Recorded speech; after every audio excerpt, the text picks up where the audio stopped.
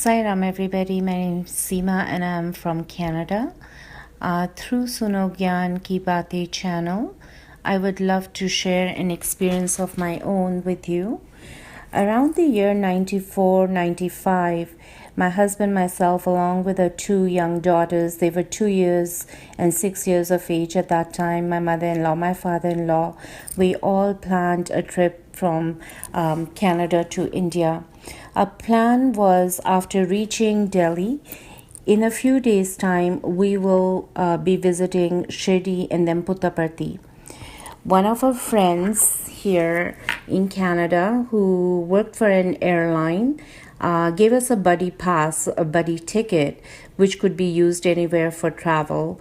Now, this ticket, I was going to use that ticket. Since I still held my Indian passport, I did not really require a visa in those days, at least. I did not for going back to India, and it was decided that I will be traveling on that buddy ticket. We started our trip sometime in February, and we reached halfway point to Amsterdam, where we would have to change our aircraft bound for India. At customs, I was asked why I did not have a visa, to which I replied I did not require, as I still held the Indian passport. They informed me that since it was not a direct flight to India, that the visa was required, and it's a must because my layover time in Amsterdam was about 8 or 9 hours, and I really couldn't stay there unless I did have a visa. So they asked me that I would need to go back to Canada and get the visa and start my trip again.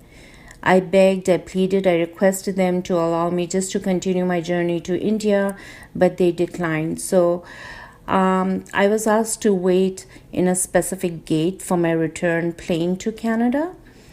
Now, we waited there for several hours, and it was with a lot of disappointment we decided that my husband, my kids, and I would return back to Canada and just cancel our trip.